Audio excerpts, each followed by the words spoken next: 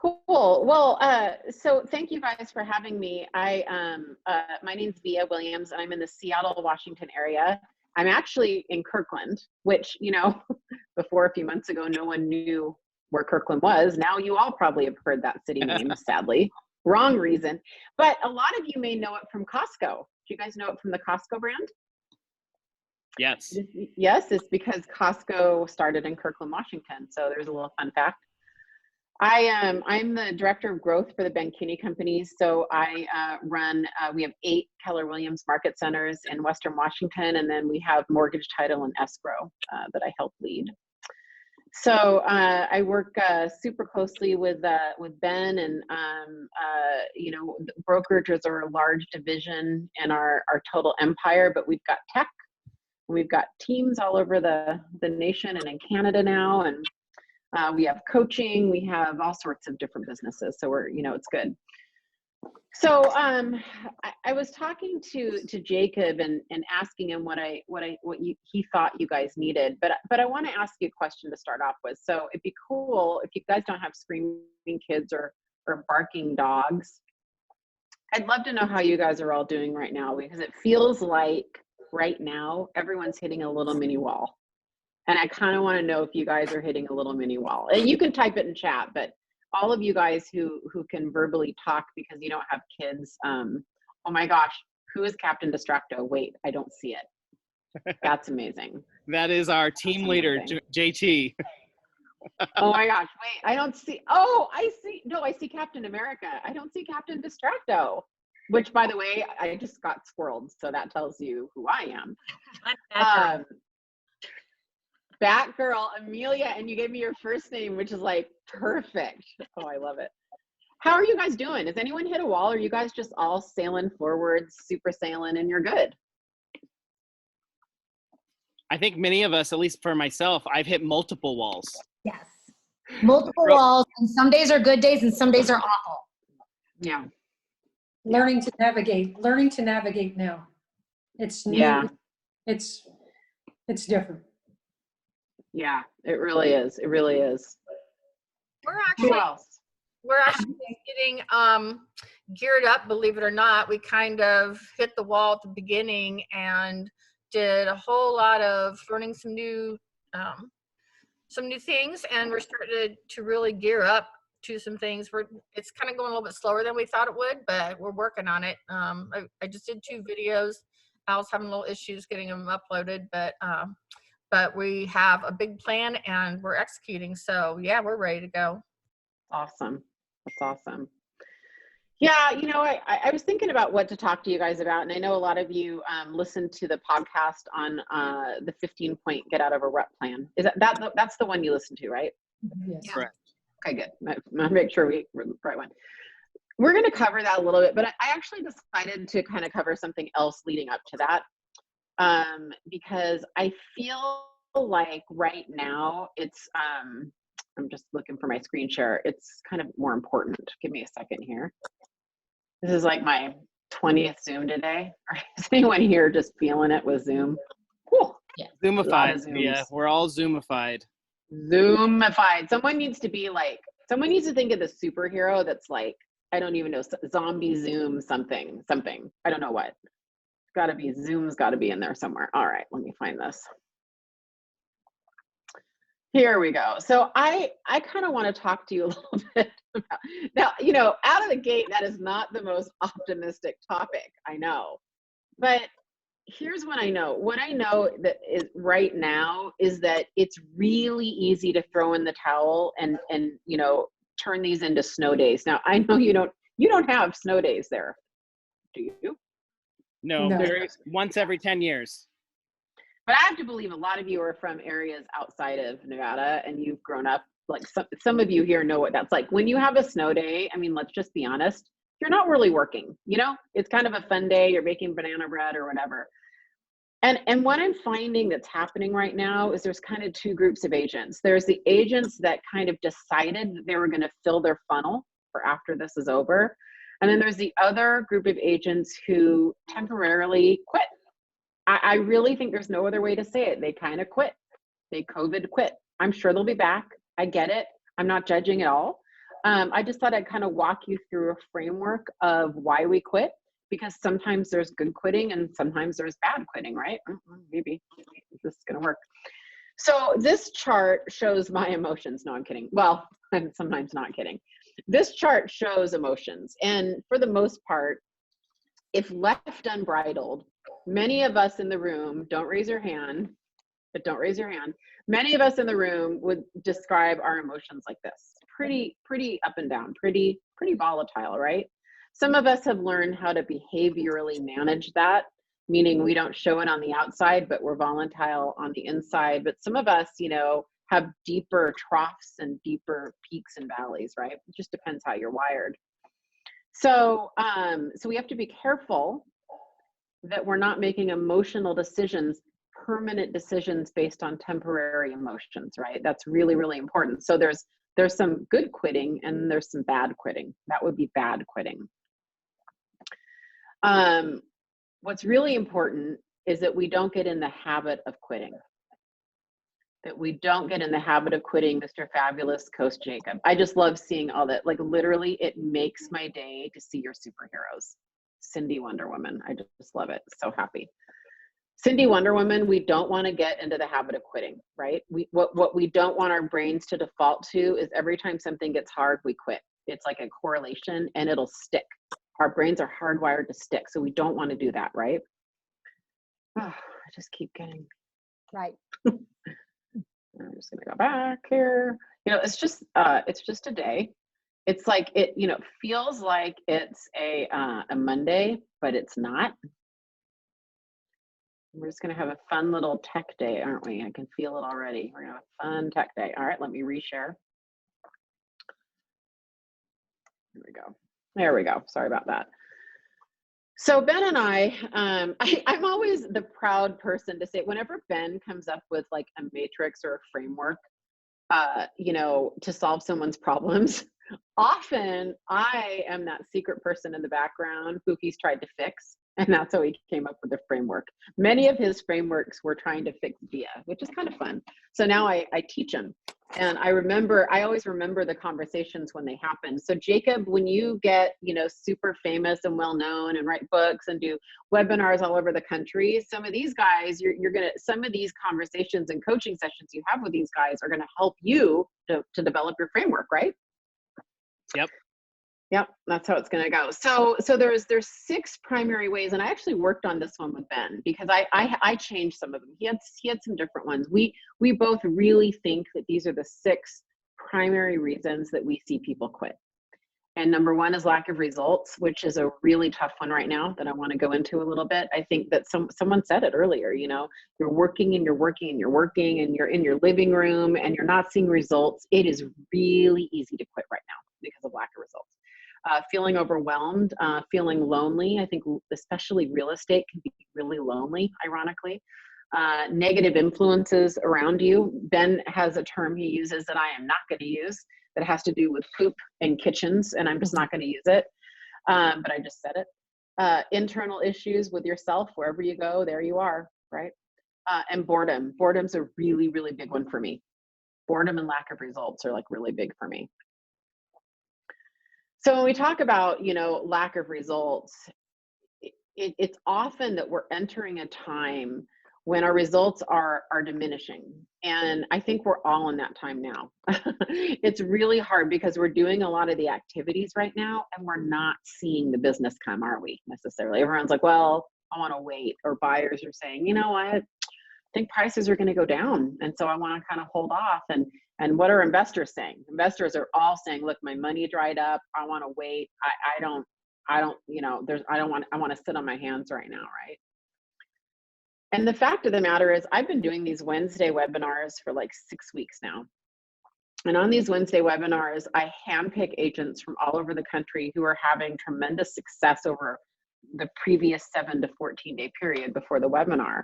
And what I know is that the only thing that they're doing differently is that their mindset's different and their activities, they just keep persevering with the activities and they're getting results, right? So what I know is as tough as it is right now, and even if you're not getting results, it just means you have to keep working. And someone said it earlier, you have to keep adapting and you have to keep changing your tactics to make it happen. And so I think lack of results right now are a huge, huge reason. Has anyone here felt like just like saying, look, you know what, I'm just not going to work. That's it. I'm done. Quarantine. I'm out. I'm outies. I'm going to, finish Netflix. I'm going to bake banana bread. I'm going to try new recipes. I'm going to hang out with my kids. I'm going to homeschool. You don't have to raise your hand, but I'm just saying, Justin Timberlake. He's a superhero, really? You think? Huh. Does a lot of charity work. He's a super person. You know what? I know that the mistress of resilience does not quit. If you name yourself that as a superhero, I just know that you don't quit. This is so much fun. It's like my favorite thing this week. All right. So lack of results, overwhelm. I mean, does this happen to anyone else here? Or is it just me? No one else, just me. Okay. Not just you. Actually, it's me. I can't see you. I can't see everybody actually. Not just you. I'm just scrolling on. Yeah. A little overwhelmed right now. I know some of us are. It's so easy to be overwhelmed, isn't it? Oh my gosh, I'm so overwhelmed right now too. If it makes you feel any better, I'm in an overwhelmed state. There, I admitted it. I mean, it is really easy to just throw in. Do you guys ever get to that point where you're like sitting, you go sit down at your desk or wherever it is you're working now, and there is just so much, you get frozen? Is anyone else? You just don't know where to start? Super Sandy? Yes. Super Sandy, you gave me such a nod. All the time. Yeah. Paper everywhere. Yeah, I get like that too. And sometimes it's easy. And by the way, this doesn't have to be like an existential quitting. This can be a quit for the day, quit for the day.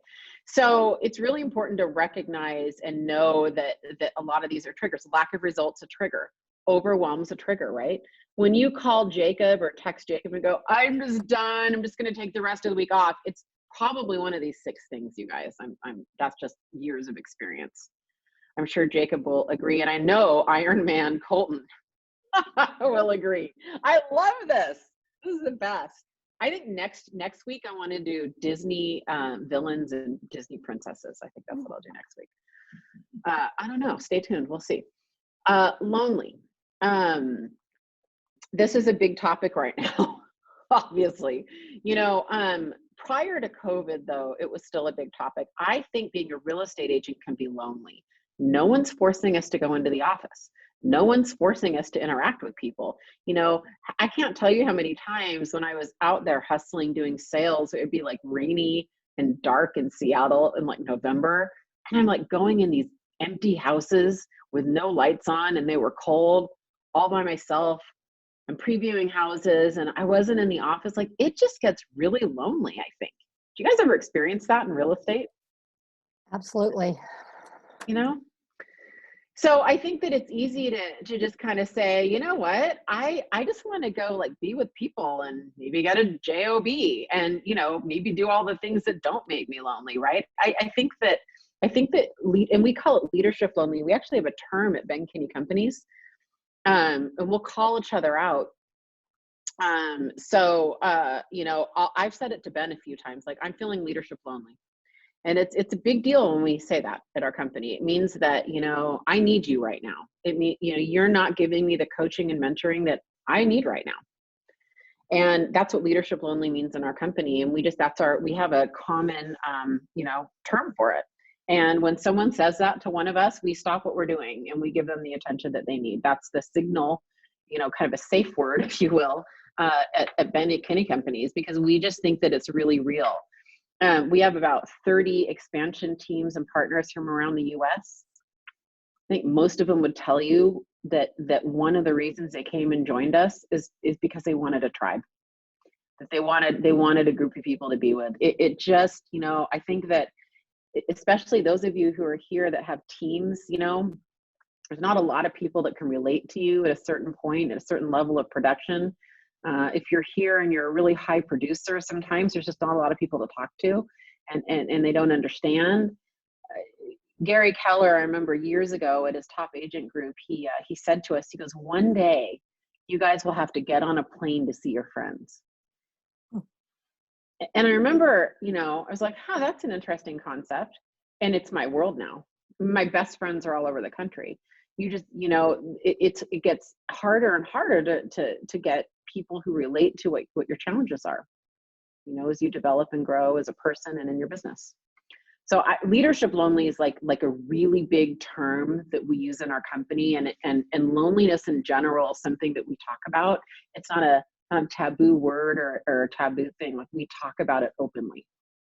Does it surprise any of you guys that loneliness is in here? Kind of not one of those things people talk about. Baby Yoda. I love that we're bringing it up and talking about it. I think that's important. Yeah. I just want to meet you, Baby Yoda, Kelsey. Because Baby Yoda is so cute. And Akeem Olajuwon, the dream. Nice. God, this is great. Super Aaron Powers. God, Hi, thank you for being here. My pleasure. I was given that name at birth too. Just a little fun fact. I love that. I love that. Oh, makes my day. It's amazing. All right, this is where Ben would use some kind of a poop reference. He talks about people pooping in your kitchen. I said it. I hate saying it. I hate it when he says it, but I said it. But who are you letting into your kitchen? That's what made it on the slide deck, but I can tell you that's not what he says. The best analogy for this, though, is him and I got from, I think we got it from an Andy Stanley leadership podcast. One of my favorite podcasts of all time is Andy Stanley's leadership podcast, FYI.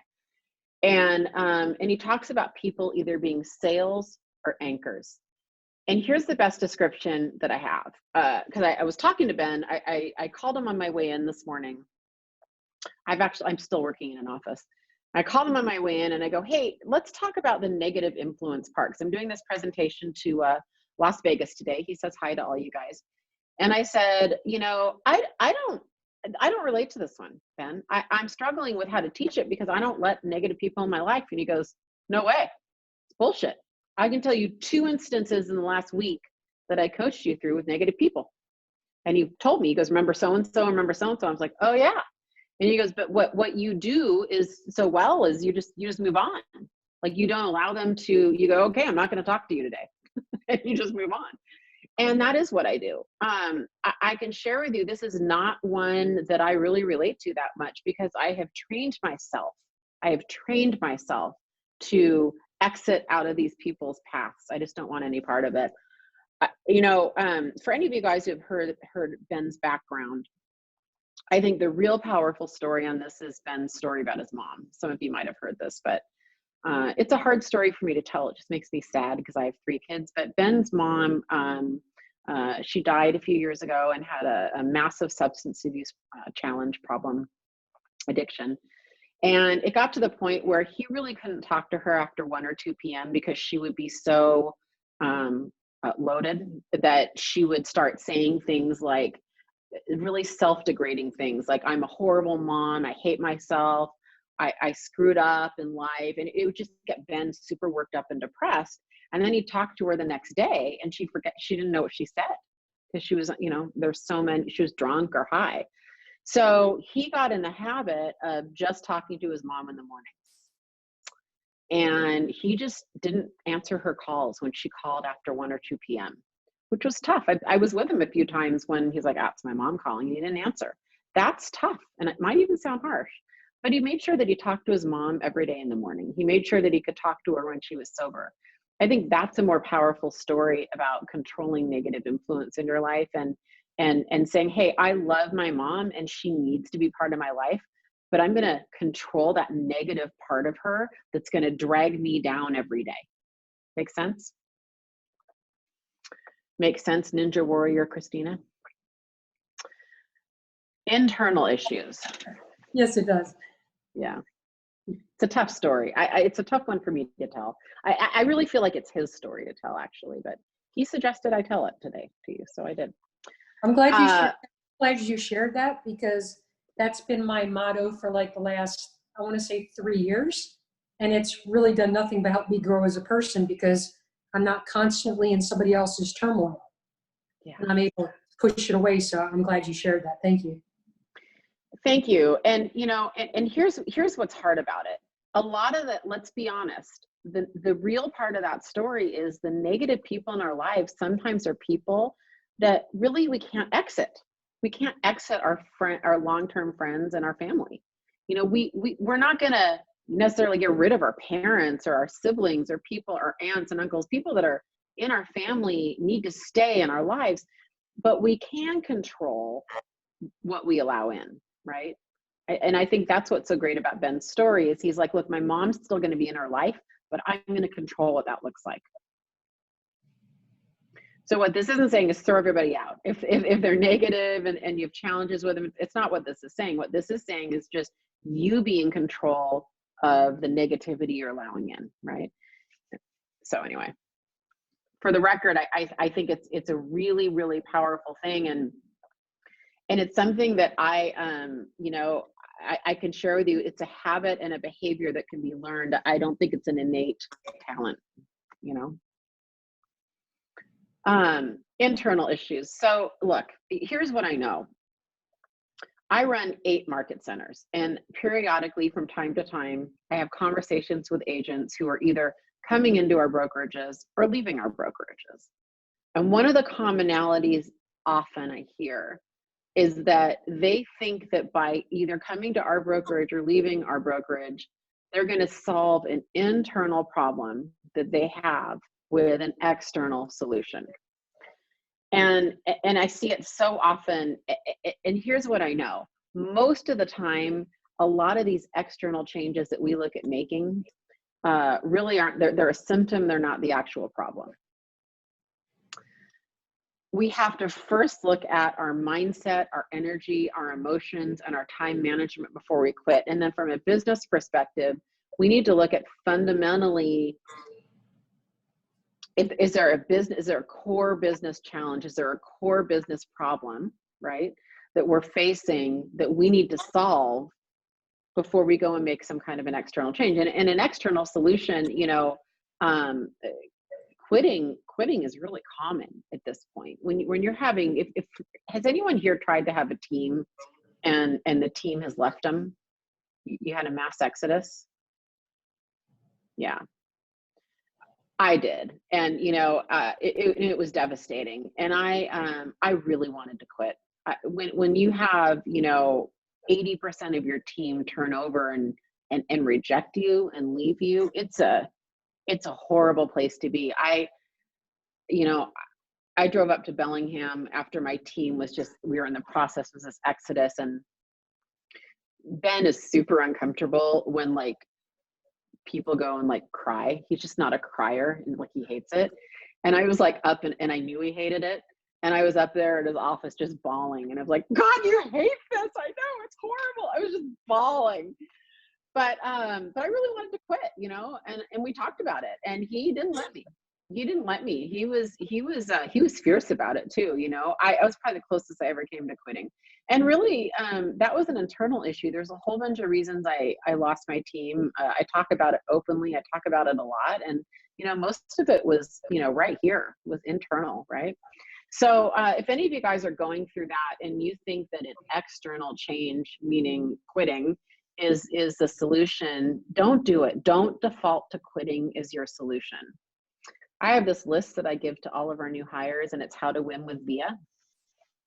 And it's one of the top 3 is don't default to quitting as your solution. Talk to me first. Let's work through things first, because I feel strongly that this is a big reason people quit. Ben and I talked a lot about internal issues when we created this matrix. Most of you guys who are struggling with something, you probably have to fix it with yourself first before you start seeing the change outside. And it's a lot of work. I can tell you firsthand, it's a lot of work. Boredom, big one for me. Have you guys ever heard Gary Keller say, start getting peace with the boredom of mastery? It's one of the best things Gary's ever said. I get so bored. And I look at the masters, you know, I just interviewed Jeff Glover. You guys know Jeff Glover out of Detroit? It's a $200 million business. I'm just in awe of him. He has a $200 million business. They do between 950 and 1,000 transactions a year. They have about 25 agents, 5 admin, and they're in about 3 different locations in Detroit. Jeff himself does about 200 listings a year. He's still actively in production, right? It would be really easy for Jeff to get bored. I would be bored by now. He's done it for well over a decade. He gets on the phones every single day for like 10 years. And what I'm in awe of is all these ninja masters who, you know, get to that level. Ben, Jeff, Chris Suarez, all these guys, it gets boring. You guys ever seen the videos of Chris Heller lead generating? You guys ever seen those? Chris Heller is our former CEO, and he kind of talks like this, kind of has a monotone voice. He's like San Diego surfer guy, kind of talks like this. And there's not a lot of undulation to his voice, so it's like really like flat. And there used to be videos of him, you know, just walking in his office, and he's just like, hey, this is Chris Heller. You want to sell your house today? Hey, this is Chris Seller. I see that your house just recently went off the market. Do you want to sell your house today? And he used to do just hours and hours and hours of it. And, you know, all of these guys are the ones that become multimillionaires because they just allow themselves to get bored. They don't get bored and start changing things once they work, right? I think boredom in real estate is one of the top reasons people quit. The minute something starts working, we all get bored and then we want to go on to the next thing. Am I right? I mean, I'm right. I know I'm right. I coach myself. I'm the worst culprit of that. So those are the 6 types of bad quitting. Did anyone stick out to you guys? Did any of them stick out? You guys relate to any? Really quick before I go on to the next. The overwhelmed. Yeah. That was yesterday for me. Big one. Yeah. And you just like wanted to throw in the towel? It wasn't that. It was, I felt like I couldn't be in 3 places at once. Yeah. So. Yeah. I get that. Who else? What else jumped out at you guys? One that always sticks out in my mind is the boredom. The constant day in and day out of the job and doing those things. And Matt Teeter even said it when we were on a call with him. It's like that for a reason, and it's the constant execution, and that's what you know when you're doing your job the correct way. That's right. That's absolutely right. Who else? You can't solve an internal problem with an external change. That just deeply affected me. Yeah. I second that one. That was awesome. It's really true because you know it's true, right? You know, wherever you go, there you are, and there the problem is, and it's not going to go away. And I think we're all guilty of that in different aspects of our life, right? You know, the client we've sold 4 houses to because each time they hate their neighbor and they get in a fight with their neighbor, and they're just looking for an external solution to an internal problem, you know, and it benefits us because we make a commission every time. But you know. Anyone else that anything jumped out at? I think loneliness, Go ahead. Well, loneliness, just making a call in the room by myself, it's getting lonely. For sure, yeah. Well, I was gonna say for me is the results diminish because I work another job and I want to do this real estate full time so badly. And it's like, if I don't have the time to do the work, I don't see the results. And that kind of is depressing. But then when I do the work and I see the results, I get all super excited at the same time. There are other factors of why I can't quit just yet. So but I'm hanging in there. Yeah. Thanks for sharing that. Thanks for sharing. Anyone else? Yeah, you said something, and maybe if you remember, sometimes I know we say something that's brilliant, and then we don't remember what we said. So maybe you can help me remember that. You had said right in the beginning of this, good quitting versus bad quitting, and then you said we make decisions or making decisions when we rely on emotional responses. Yeah. We're showing that. What was that there? What?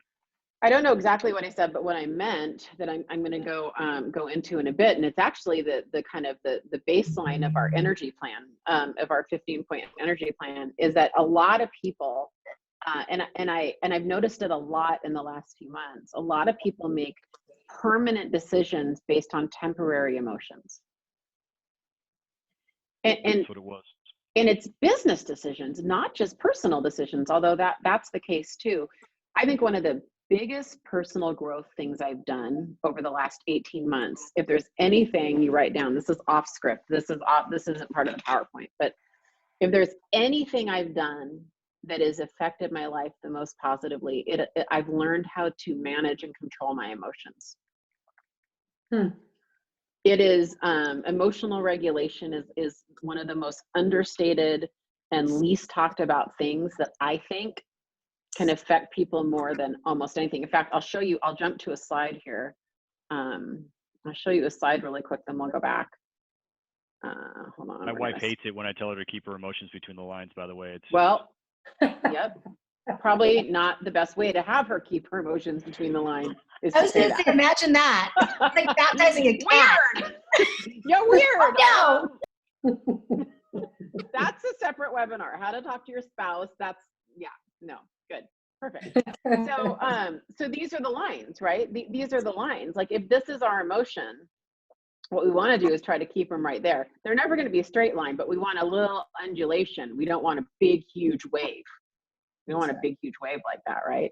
So I need to go back to my slide, but I mean, so, you know, that has been a conscious effort for me. Especially, you know, I don't know, do you guys know Ben Kinney? Have you seen him speak? Have you seen him talk? Is anyone, well, you listen to his podcast, I guess.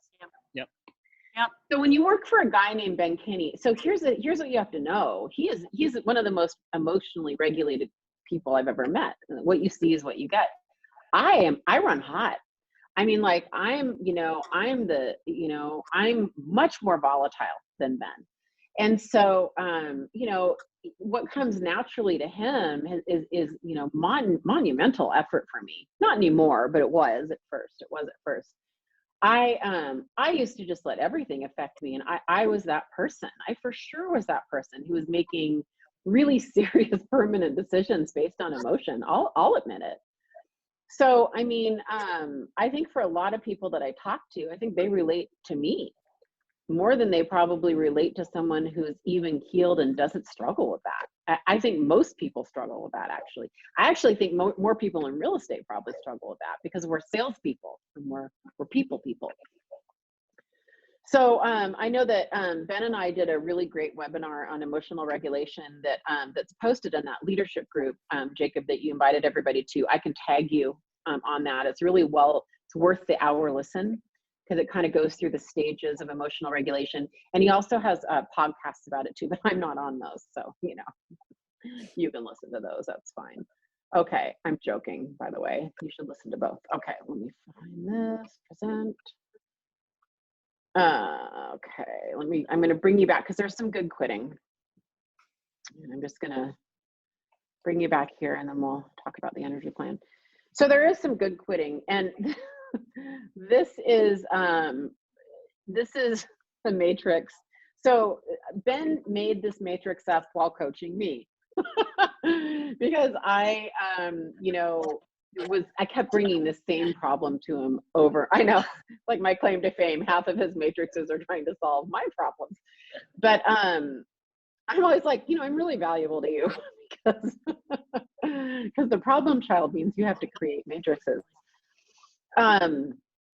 No, what happened is that, you know, I grew a big successful team and I was miserable.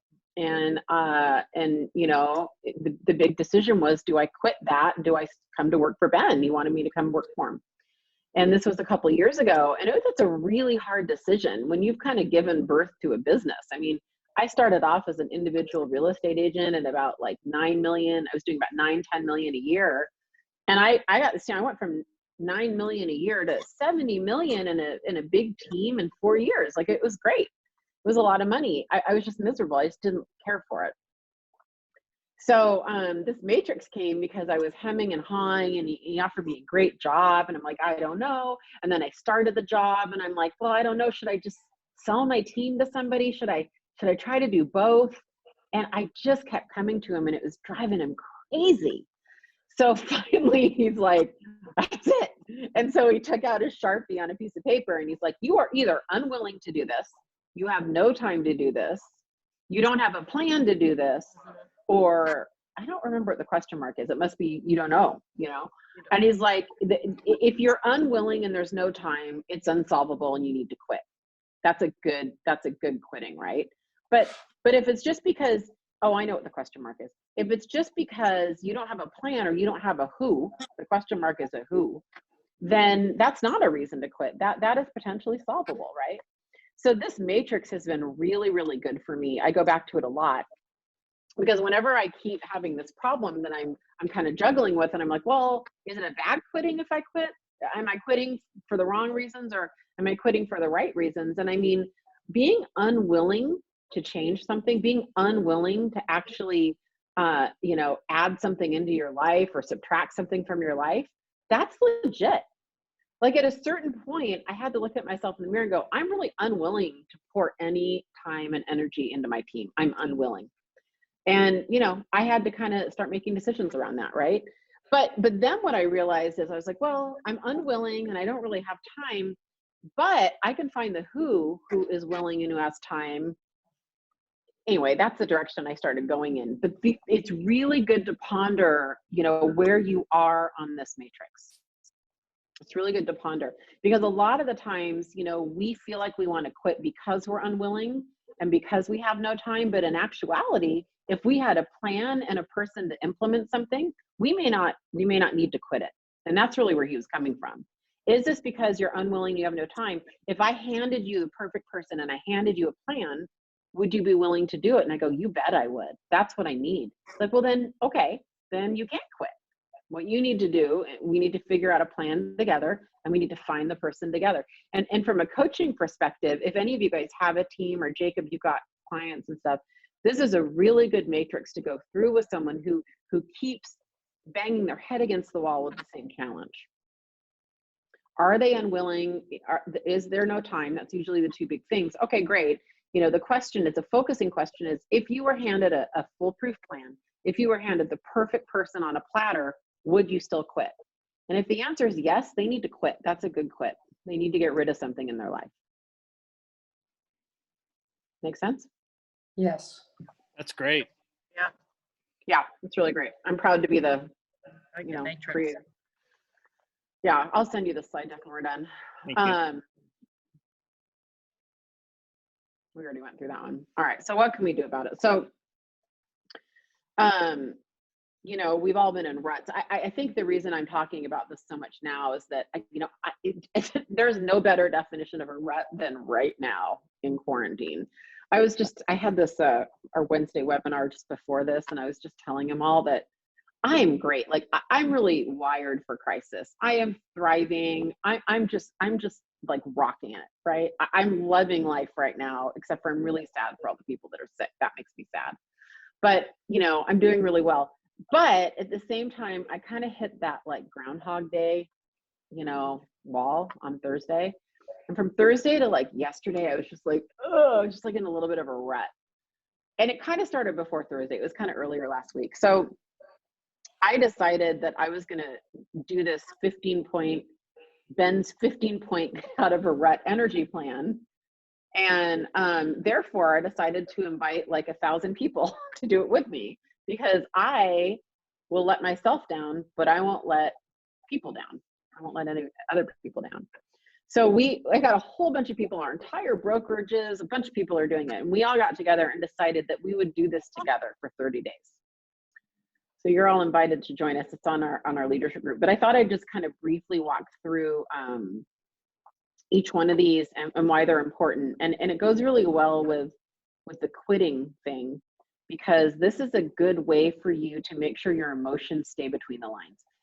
What this is designed to do, and what Ben designed this to do when he designed it for himself, was to even himself out. You know, what a lot of us do, I don't know if you guys relate, but well, what I do is I sprint until I burn out and then I crash. Anyone here do that? Yeah. And a lot of high performers do that. So what we have to learn to do is treat this like a marathon, not a sprint.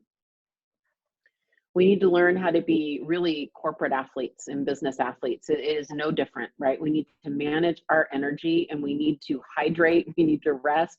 We need to do all the things that athletes need to do, because make no mistake, You know, I think that being successful in real estate, I am just as impressed with that as I am with a professional athlete. I really am. I think it takes the same amount of discipline and 10,000 hours and time over task over time over task over time. I really believe that internally.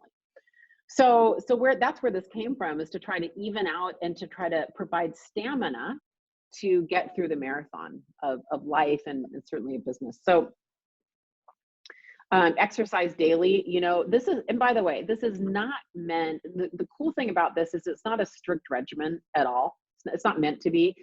When I was talking to him this morning, it's meant to be really loose. And in fact, when I get to the last one, I think we're going to change it and make the last one just people's choice, whatever you think you need to add, right?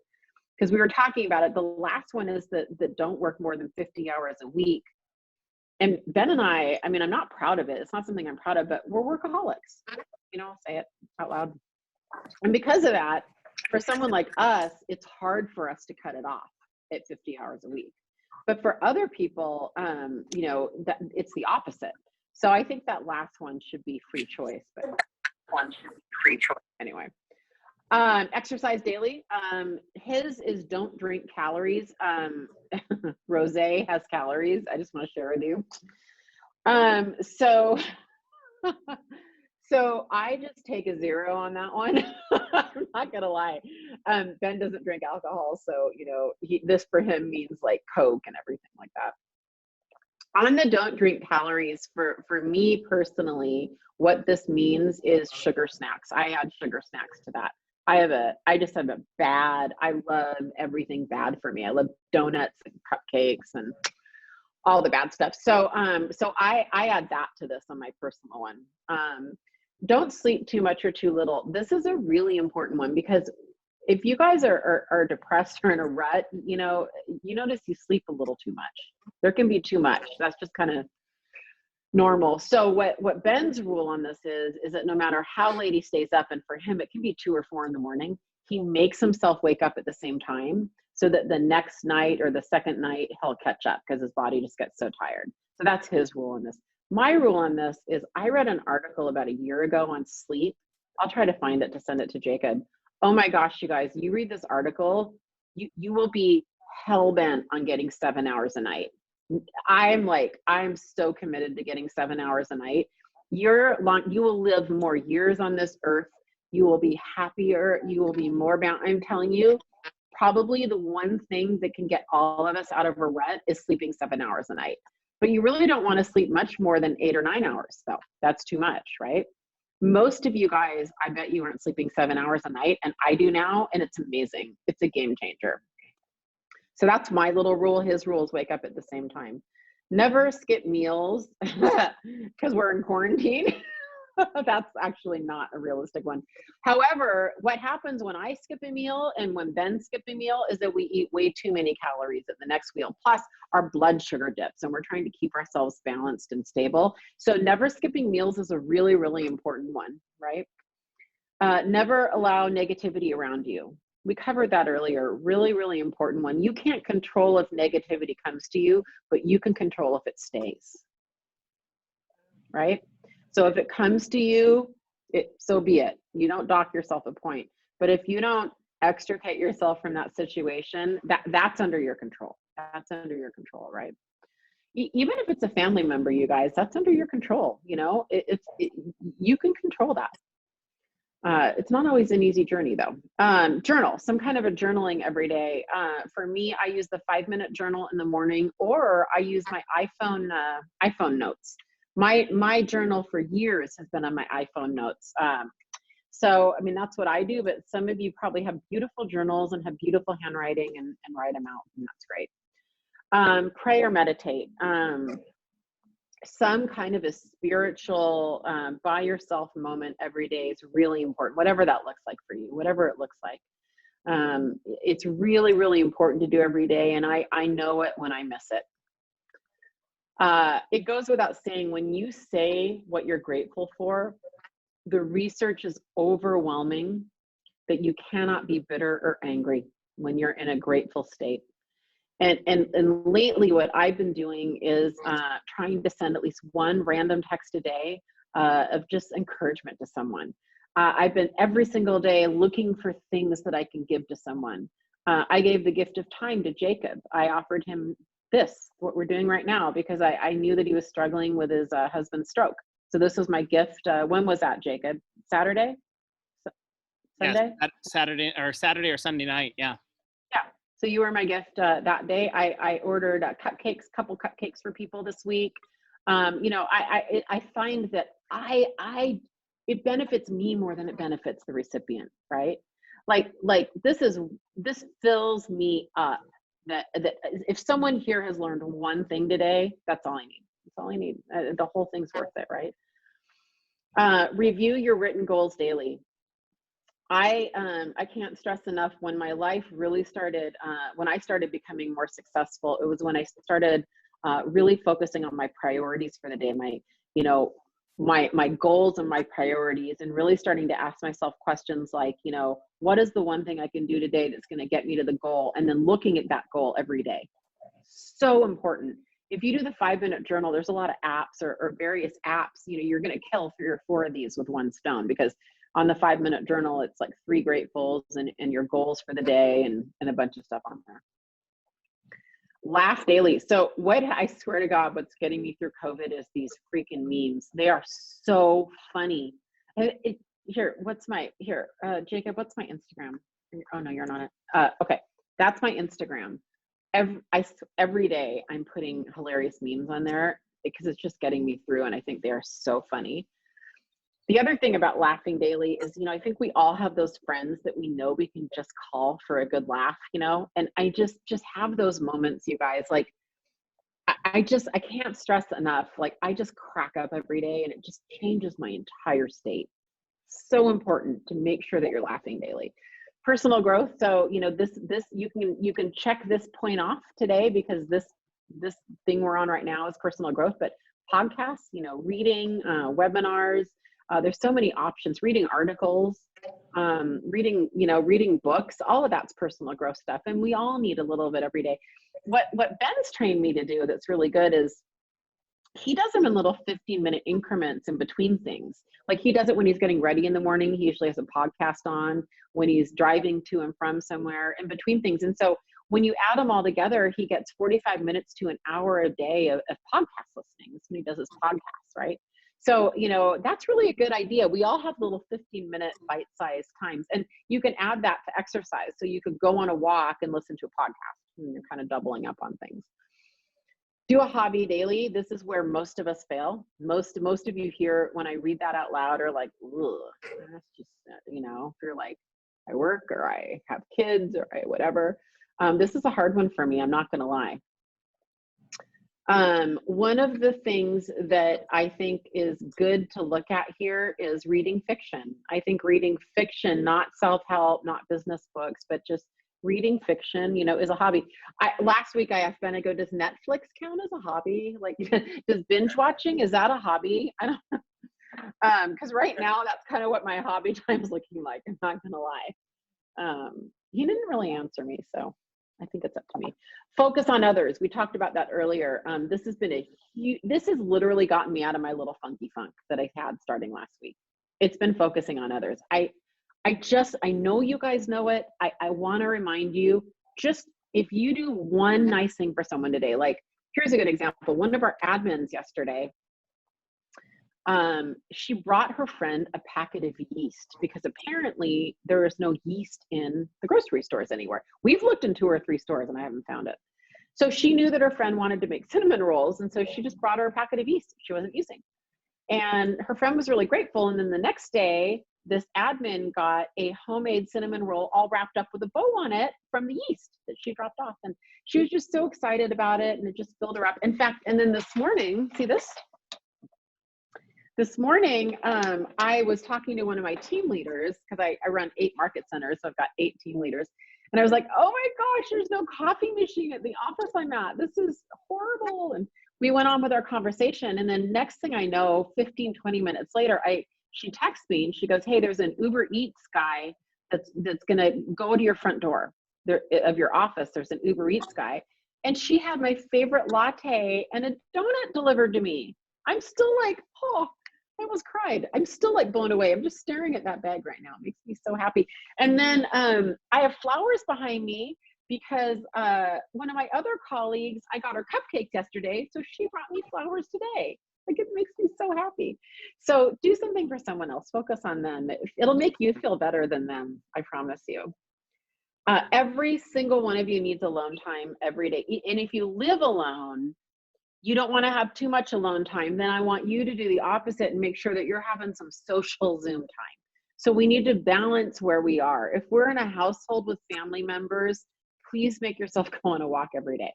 You know, one of my besties, Wendy Papazan, has this, you know, she's quarantined with her husband and 2 kids, and she has this little section of her patio that no one's allowed in. It's the Wendy corner. And so a bunch of us have this happy hour every Sunday night. And the other week, it was so funny. Like, I see someone delivering her a drink, and then I see her go, no, stay back. Like, it literally, like, there's the Wendy corner, and it's only hers. I'm like, she's the only one that's allowed there. I think it's amazing. I highly advocate that. The last one is don't work more than 50 hours a week. This one, I think we're going to change it to free choice. You choose. If you're a workaholic, you need to stick to this. If you're not a workaholic or that's not your issue, I think you just, you know, for me, this one's important, but it's really sugar snacks. It'll spike me and dip me. So if I want to maintain evenness, I need to really, really watch my sugar. So that's probably a little bit more important than this, because I'm not going to stop working 70-hour weeks. It's not going to happen. So anyway, that's the energy plan. Oh, I've done a lot of talking. Talk to me. What do you think? Did you guys learn anything? Oh, a lot. Yeah. You're amazing. Thank you. No, no, you know, we're all struggling with the same things right now, all of us. And, you know, and I'm just talking about them, right? I mean, you know, I don't know why people don't talk about emotional regulation or loneliness more. I mean, they're super real, especially now, you know? And so, is there anything, let me ask you a different question. Is there anything we talked about today that's gonna have you do something differently? No, but validating the alone time for me was huge, because I have extra people in my house right now, and that's really draining. And unfortunately, I tend to set the tone for the house, and it's caused a lot of conflict. And so it's just been like, early morning has to be my time to get up, work out, and have my alone time. And I've been very careful about defending that, where I'm like, awesome. Do not speak to me before 9 o'clock. Do not come in my space. Yep. Like, you're not welcome. Like, if you want this to go well, you have to give me my time. That's awesome. So. And there's nothing wrong with taking a drive, you guys. Taking a drive that's physically distanced. Oh, sorry. That's my challenge too, is like, my kids are little and I'm a single mom, and finding alone time. My little one wants to sleep with me all the time. I mean, I can't even sleep alone. I just, yeah. So yeah, I did. I actually went and showed a property today, and I was driving home thinking, oh, you know, I hope the kids haven't killed each other, but this is great. Yeah. Yeah, sometimes we have to do it when they sleep, you know, and we have little ones. My youngest is 10, and my oldest is 19, so I'm out of that now, but it's not that old. I mean, she's only 10. I mean, it was only a few years ago that, you know, someone had to be with her. I get it. It's tough.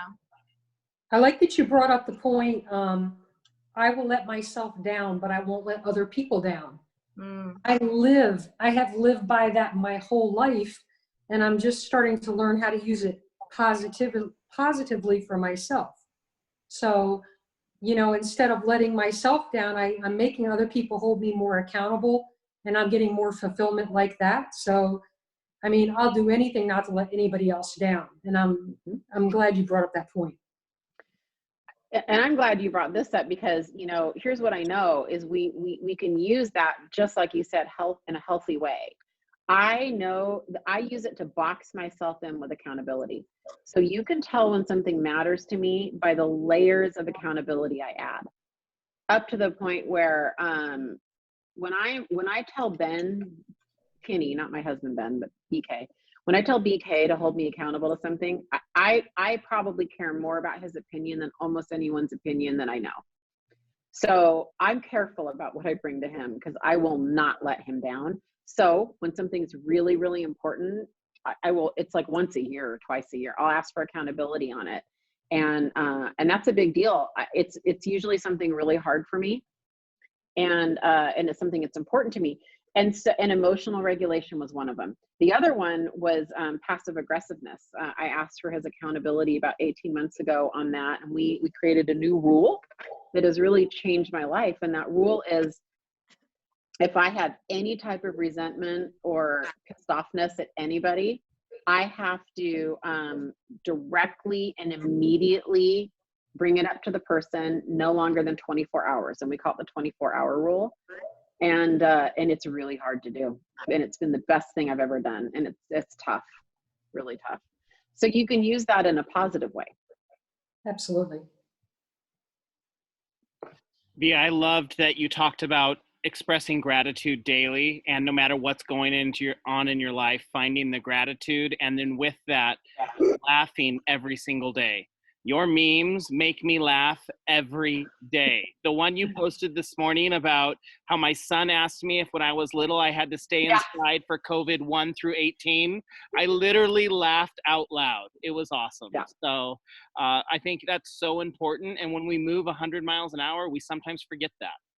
Yeah, that's right. Yeah, my favorite one today is the one, any of you watch Game of Thrones? Remember the little evil Sun King, the blonde guy? What was his name? He was horrible. It's Cersei's son. Joffrey. Joffrey. So the meme I have up today is if 2020 were a person. It's a picture of Joffrey. I just died on that one, but anyway. There's some really random ones too. Like one of them was, yes! I don't know why it makes me laugh so much. I just love it so much. Yeah, you have to follow me on they carry over to Facebook, but on Instagram, because that's my downtime. I have all these sources, and now it's like a drug dealer. Like people are supplying me with my stuff, right? Like people are like texting me memes, you know. There's some, like the other day it was this is called quarantine coffee, and it's a picture of a margarita. It's like, it's the ingredients are tequila, margarita, and no coffee or something. I don't even know, but there's some funny ones. I've seen that one. Yeah. Well, thank you guys for having me. You know, Jacob is a gift to you all, and I think you're all so blessed to have him. And you know, I hope that you guys are all loving on him and his husband, and making them feel supported, and doing all the stuff. Because if I were there, I would be bringing you meals and stuff. Well, let's be honest, I'd be ordering you Uber Eats. I wouldn't actually be making you meals, but I hope you guys are taking care of him, because I think he needs your love and support right now. So thank you, Vija, and they have been taking amazing care of me and my family. Good. And I am so grateful for you to spend time with us. I know all of us on this call have been taking notes ferociously and can't wait to rewatch this again. And just thank you so much for investing your time and energy. Our deepest gratitude back to you. Thank you. My pleasure. And thank you. I can send you the slide deck, Jacob, and you can hand it out to everybody. Fantastic. So. That's great. Thank you, Vija. Thank you so much. All right. Thank you, guys. Yeah. All right. Bye. Bye.